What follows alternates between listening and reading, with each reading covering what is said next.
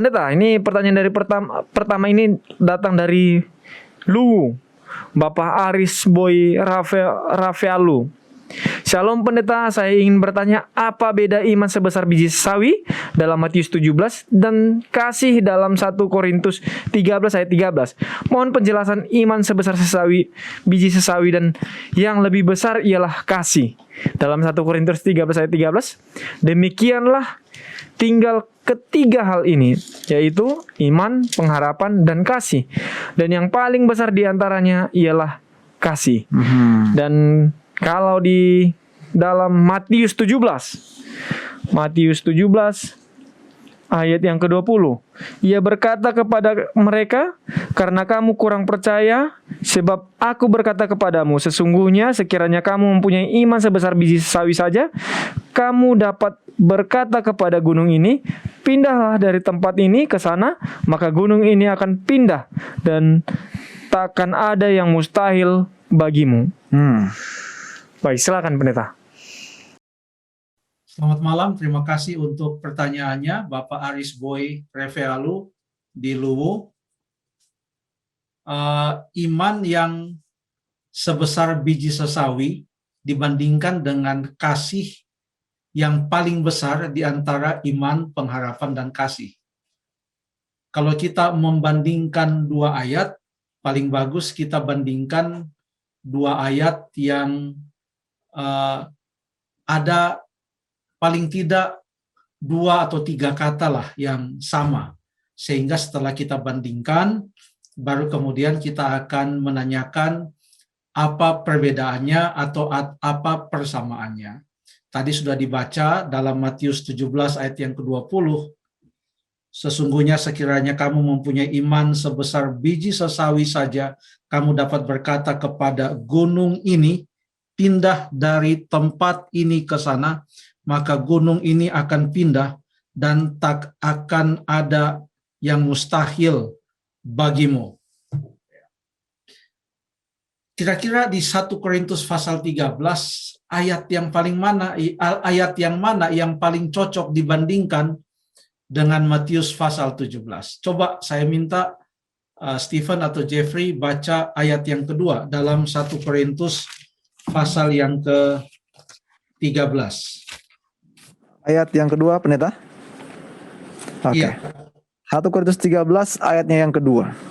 Sekalipun aku mempunyai karunia untuk bernubuat, dan aku mengetahui segala rahasia dan memiliki seluruh pengetahuan, dan sekalipun aku memiliki iman yang sempurna untuk memindahkan gunung, tetapi jika aku tidak mempunyai kasih, aku sama sekali tidak berguna.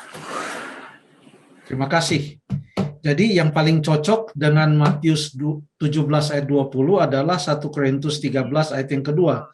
Karena di sini disebutkan tentang iman yang sempurna untuk memindahkan gunung. Bagaimana mungkin iman yang hanya sebesar biji sesawi, tapi di dalam 1 Korintus 13 dikatakan iman yang sebesar biji sesawi itu adalah iman yang sempurna untuk memindahkan gunung. Kenapa Yesus bandingkan atau membuat analogi iman itu seperti biji sesawi? Coba kita baca di dalam Matius pasal yang ke-13, Matius 13 ayat yang ke-31 dan ayat yang ke-32. Saya baca, Yesus membentangkan suatu perumpamaan lain lagi kepada mereka, katanya, hal kerajaan sorga itu seumpama biji sesawi yang diambil dan ditaburkan orang di ladangnya.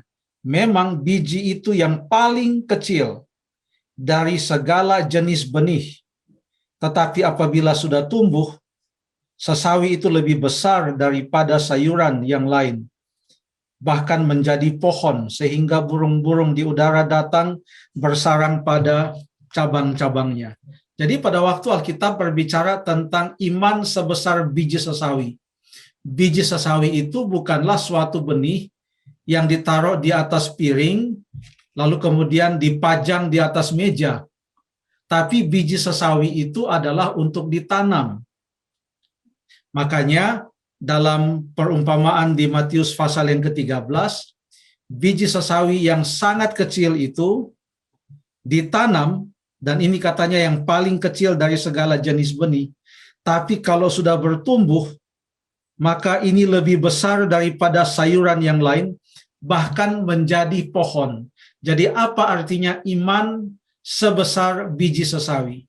Iman sebesar biji sesawi artinya iman yang bertumbuh, bukan iman yang statik, tetapi iman yang bertumbuh oleh karena menghadapi berbagai macam tantangan, ujian, sehingga ujian demi ujian dilalui, iman itu bertumbuh.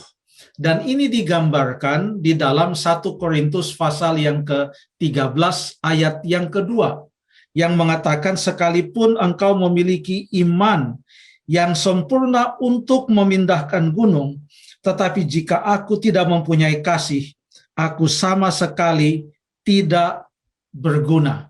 Aku sama sekali tidak berguna. Artinya, tidak bisa iman itu atau orang mengklaim, mengatakan ia mempunyai iman, tapi ia tidak mempunyai kasih.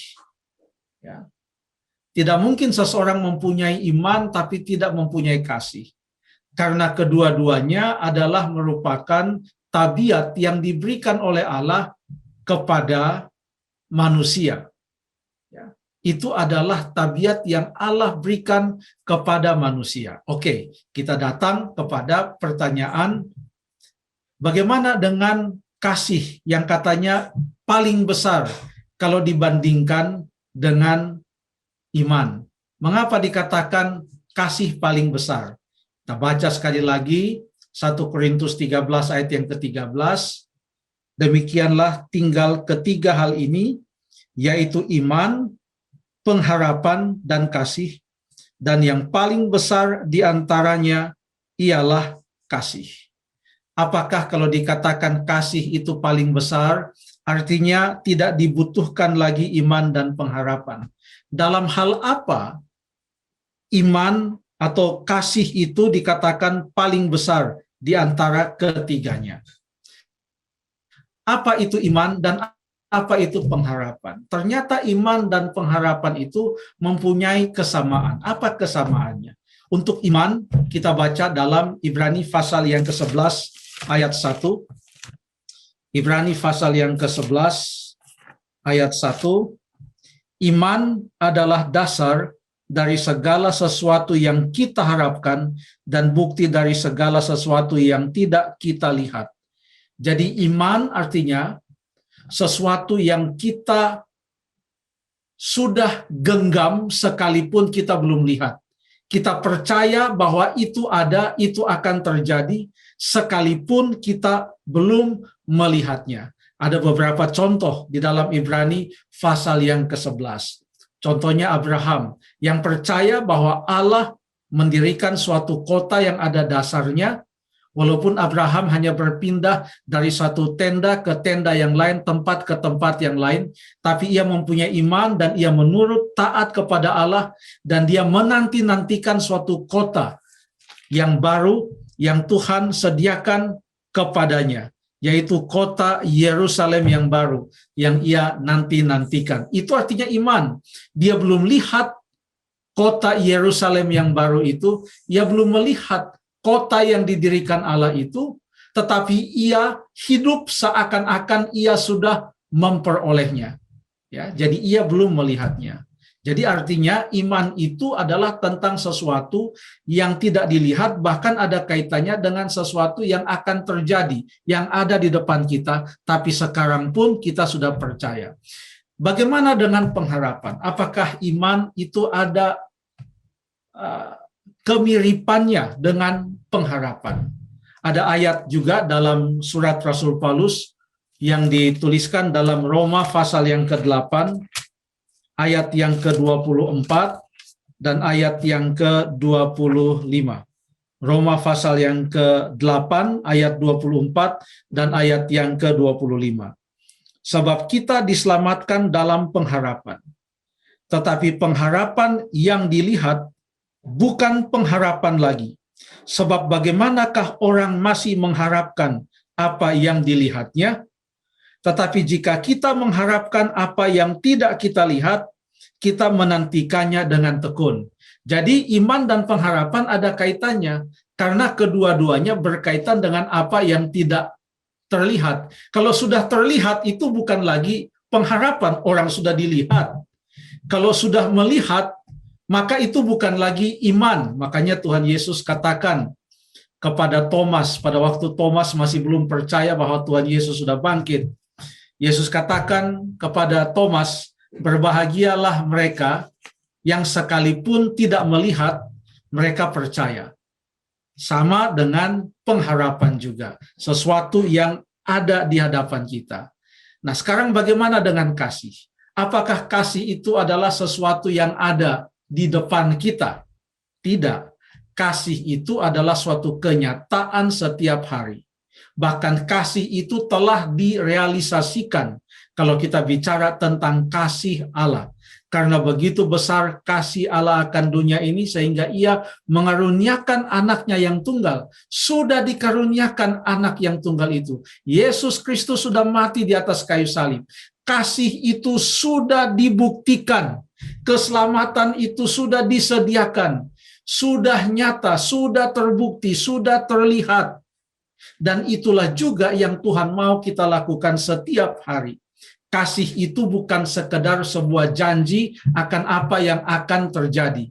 Tapi kasih itu adalah suatu realita dan kenyataan pengalaman yang dialami sekarang ini juga.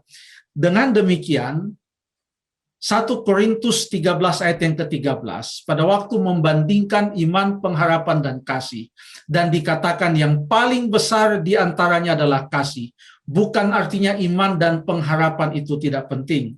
Tetapi Paulus mengatakan kepada orang-orang Korintus yang mempunyai berbagai macam karunia yang digambarkan di dalam 1 Korintus pasal yang ke-12. Ada macam-macam karunia yang diberikan oleh Roh Kudus. Tapi satu hal yang Paulus tidak lihat dalam kehidupan umat Tuhan di jemaat Korintus. Mereka tidak mempunyai kasih.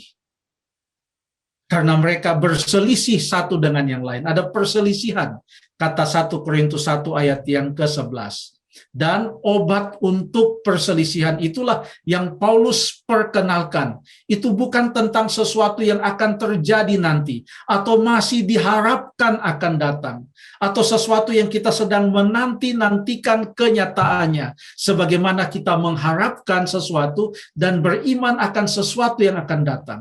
Tapi Paulus mau bahwa sekarang itu juga, atau saat itu juga, umat-umat Tuhan yang ada di Korintus harus mempunyai kasih. Dalam hal itulah ia mengatakan yang paling besar diantaranya adalah kasih. Dia tidak membandingkan tentang mana yang lebih penting, tapi dia lebih menekankan kepada apa yang saat itu umat Tuhan butuhkan untuk nyatakan. Karena kalau tentang pengharapan kedatangan Yesus yang kedua kali, Yesus belum datang. Iman tentang hal-hal yang akan terjadi mungkin belum terjadi. Tetapi kasih dapat mereka lakukan dan mereka nyatakan pada saat itu juga. Terima kasih. Baik, terima kasih Pendeta. Jawaban yang sungguh luar biasa ya. Ketika saya tadi membaca pertanyaannya, saya belum ngeh. Mohon disambungkan Sambungannya gimana? Tapi ketika pendeta baca 1 Korintus 13 ayat 2, disitulah. Ya, saya lebih memahami pertanyaan dan lebih memahami jawabannya. Terima kasih pendeta. Oke, kita ke pertanyaan selanjutnya dari Angki Titale. Ini pendek sekali. Pertanyaan pendeta, apa beda kudus dan suci, Pak Pendeta? Terima kasih. Apa bedanya kudus dan suci?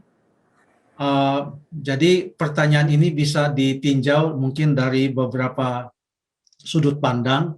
Apakah ini pertanyaan tentang makna teologis dari suci atau kudus, atau hanya dari sudut pandang asal-usul katanya atau etimologinya saja, yaitu kata kudus berasal dari kata apa, atau dari bahasa apa mungkin, dan kata suci berasal dari kata apa. Saya percaya para ahli bahasa Indonesia dapat menelusuri ke belakang.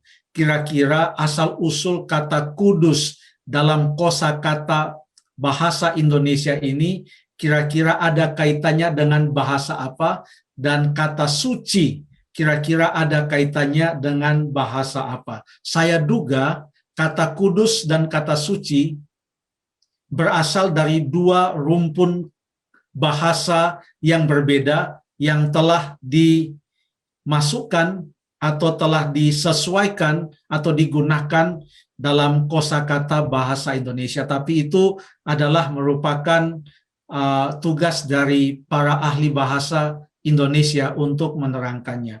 Kalau di dalam Alkitab, kata suci digunakan, kata kudus juga digunakan. Ini dalam Alkitab bahasa Indonesia ya. Dan mungkin kita baca satu ayat saja untuk memberikan kepada kita gambaran bahwa kedua kata itu digunakan bahkan pada ayat yang sama. Coba kita buka dalam kitab Yudas pasal 1 ayat yang ke-20. Yudas 1 ayat yang ke-20. Saya minta Stephen atau Jeffrey tolong bacakan ayat ini. Saya lihat kalian pegang Alkitab luar biasa. Ya, pendeta. Baik pendeta, Yudas 1 ayat yang ke-20. Akan tetapi kamu, saudara-saudaraku yang kekasih, bangunlah dirimu sendiri di atas dasar imanmu yang paling suci, dan berdoalah dalam Roh Kudus. Baik, terima kasih. Di sana dikatakan dasar imanmu yang paling suci. Lalu kemudian berdoalah dalam Roh Kudus. Jadi ada kata suci, ada juga kata kudus dalam satu ayat ini. Waktu saya coba lihat dia punya bahasa asli dalam bahasa Yunani, ternyata sama untuk kata suci maupun kata kudus, sama kata sifat ini di dalam bahasa Yunani adalah kata hagios yang bisa diartikan kudus, bisa diartikan suci. Dari sudut pandang itu, maka dari rumpun bahasa manapun kata kudus dan suci dalam bahasa Indonesia ini berasal, tapi di dalam Alkitab setelah ini diterjemahkan dan digunakan dan diterjemahkan dari kata hagios, maka maknanya adalah sama, kudus dan juga suci. Jadi kita boleh mengatakan Roh suci, bisa juga kita katakan Roh Kudus. Dari segi asal atau kata hagios bahasa Yunaninya dalam Perjanjian Baru ya. Kebetulan ayat yang kita baca tadi Yudas 1 ayat 20 kan di Perjanjian Baru. Terima kasih.